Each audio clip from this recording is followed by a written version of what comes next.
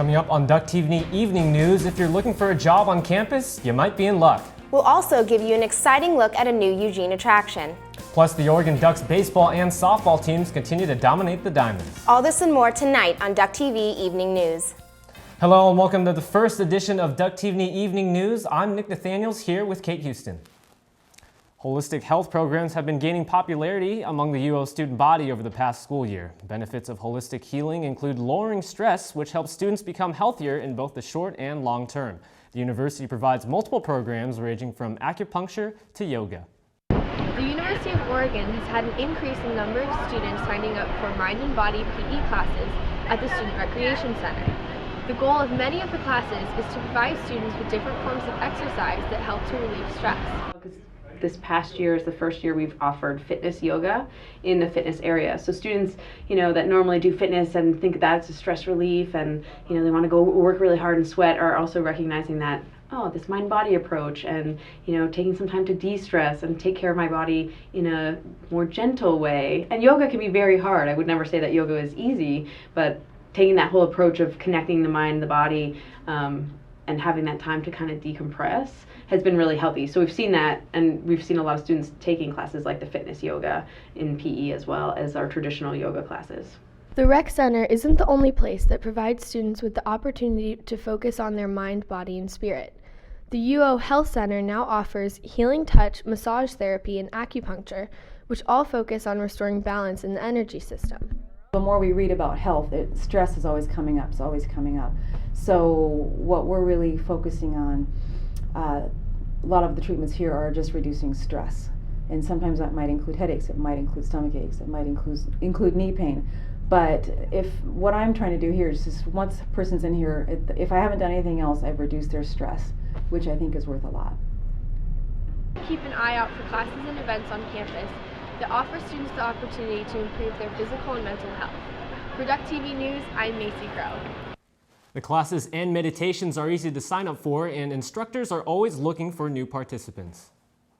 The Oregon Research Institute has started a research study called the Body Project. This project is designed to increase body satisfaction among female college students. The project forms groups of female college students to discover how they can have a positive body image despite negative influences. And I think a lot of times if you have maybe any issues with negative body image, you might get the feeling that you're the only one, that no one else feels this way. So I think being able to be in a group setting that's really positive, you can see that you're not the only one. The UO Student Rec Center is also taking action in increasing positive body image. Signs have been placed on scales, mirrors, and the doors of the multi-purpose rooms. The signs are motivational sayings to uplift students while working out. On April 7th, the University of Oregon launched a 24-hour sexual violence response and support hotline. It was created to prevent sexual harassment and violence on campus while providing support for victims. The phone number for this hotline is 541-346-7233. For questions about sexual violence support and prevention on campus, contact the Associate Dean of Students. The American English Institute at the University of Oregon has introduced a new program focused on the outreach of education of English globally. The University of Oregon is leading the way in teaching educators how to effectively teach English around the world through a program called MOOC. On April 7th, the U of O kickstarted this program, bringing together professors and students in an interactive and user-friendly online platform. MOOC is an acronym for Massive Open Online Course. This program currently has over 18,000 students worldwide. The exposure for U of O is literally global. It's huge, and people are there because they want to be there, not because they're being forced. So I think overall it has the potential to be a really positive impact for U of O, and we're thrilled to be part of that. Thanks to a partnership with Coursera and an agreement with the U.S. Department of State, the U of O is offering the 5-week courses for free. The courses are open to anyone, but the primary audience is educators who want to teach English as a foreign language. MOOC focuses on the importance of working with individual learning differences and promotes collaborative approaches to active participation by students. While there are many professors involved, the courses are mostly self-guided, and students have the ability to learn from anywhere in the world. This is huge for the university as it helps us gain international recognition as well as help change the world. For Duck TV News, this is Brian Cargill. If you're interested in taking these courses, visit Coursera.com for more information. The renovation of the University of Oregon's Erb Memorial Union began late last year with the relocation of student groups to the building's ground level. Now, much of the student union's activity has been transferred to MacArthur Court. What was previously the university basketball arena is now home to a variety of student services. To meet the goal of keeping portions of the EMU facility open during its construction, movers worked through spring break to officially open the EMU South on March 31st. The EMU renovation project strives to create new collaboration spaces for students, as well as reinvent the building for the future generations. The state of Oregon received the largest number of job increases last month. According to the Employment Department, Oregon gained 7,500 jobs in March, the most since November of '05. But will that trend continue for students at the UO? With the university's recent expansion of the Erb Memorial Union, projections for many student jobs looks promising. Students may go to the Career Center and upper mezzanine level to inquire for more job openings once the new EMU renovations are completed in 2016. And now turning to sports, baseball prepares for a tough Civil War matchup while softball heads south to face Stanford. Ronald Clark and Adam Vong preview what to expect.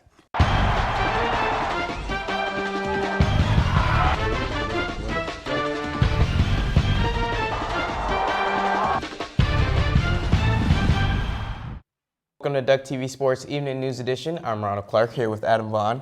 Adam, the baseball team will be headed to Corvallis for a top 25 Civil War.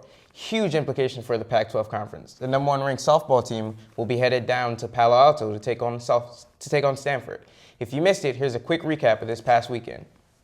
Oregon came into the Pac-12 series against Washington State with one goal: break the tie for 4th place. The first game saw rain and a lot of runs for the Ducks, who took advantage of Cougar errors. The squad bolstered their batting average, including a 3-for-5 performance by freshman A.J. Balta.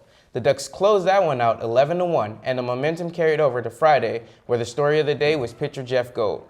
The senior pitched 7 shutout innings for a 6-3 victory, giving him a 9-0 record. That set the stage for Saturday, where Oregon searched for a new Sunday starter, put freshman Trent Patton on the mound for his 2nd start of the season. The Ducks squeezed out their closest game of the weekend 2-1, and it ended with a strike 'em out, throw 'em out to complete the series sweep. The Ducks swept their series without lefty Matt Crook, who could be out for an extended period of time. How do you see this team faring if Crook is not able to return and the loss of Kyle Irvin earlier this year?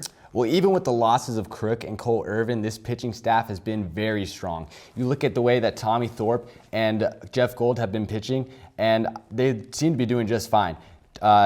Tommy Thorpe has a 2.26 ERA, and Jeff Gold is 9-0. So it really comes down to who's going to be this 3rd starter for the Ducks. And I think it's going to be, it could be Trent Patton, but I think it's going to be more likely Brando Tessar. And you look at his last 2 starts. In both games, he pitched deep into the games, 7 innings, and no runs allowed. So he's pitching very well, and I think he could be pitching on Sunday against the Beavers.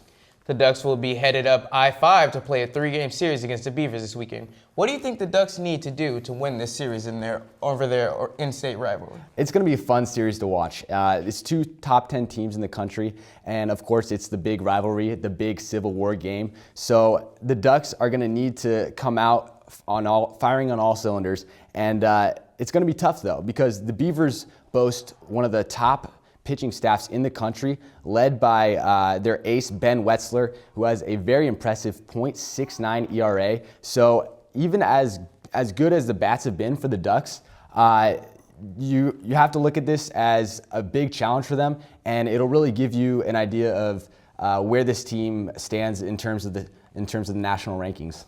It'll be a very tough series for the Ducks. Here's what Coach Horton had to say about the upcoming series against the Beavers.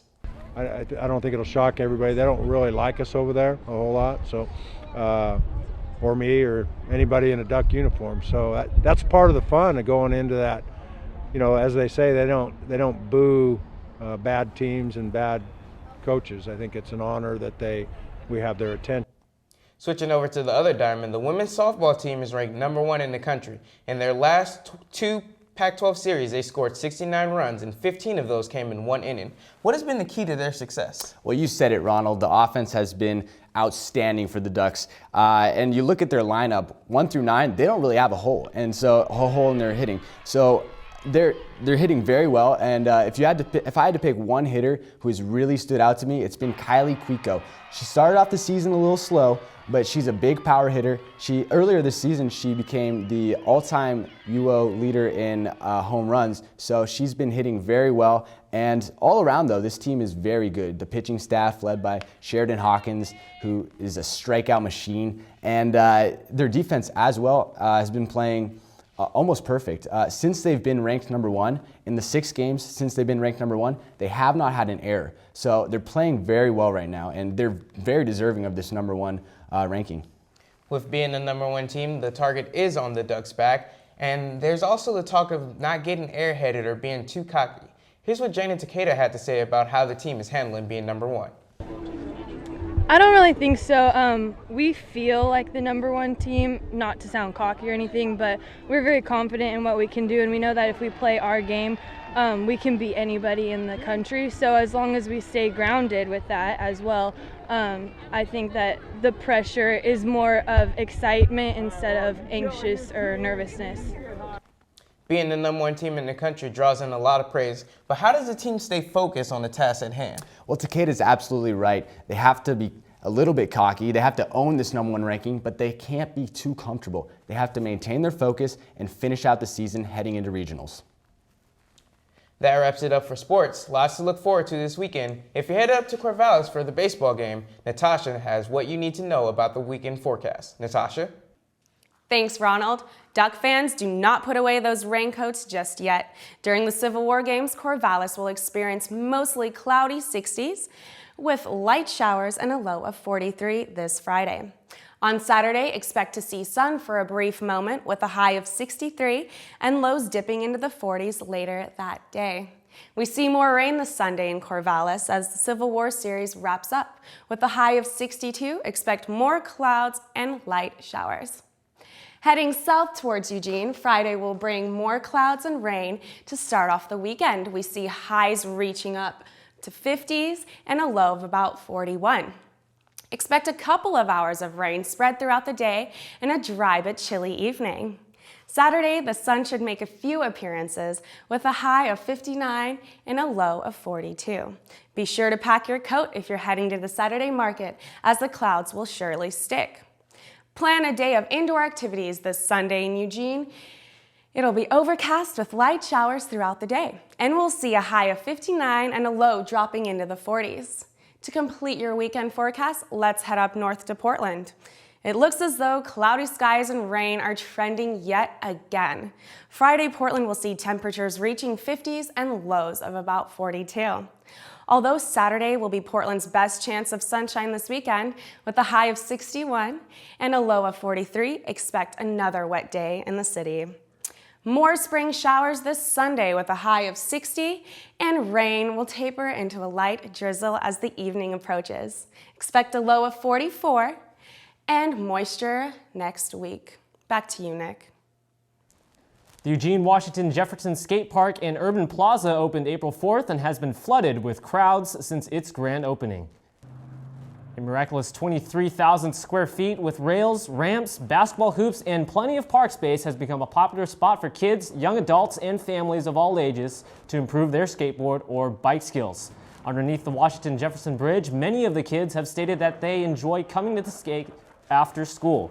With coverage from the rain and 24/7 overhead lights, many skaters have been excited about this state-of-the-art addition and are proud to call it a part of Eugene. Well, that wraps up our first episode of Duck TV Evening News. We hope you join us again next week. I'm Kate Houston. And I'm Nick Nathaniels. Have a good night.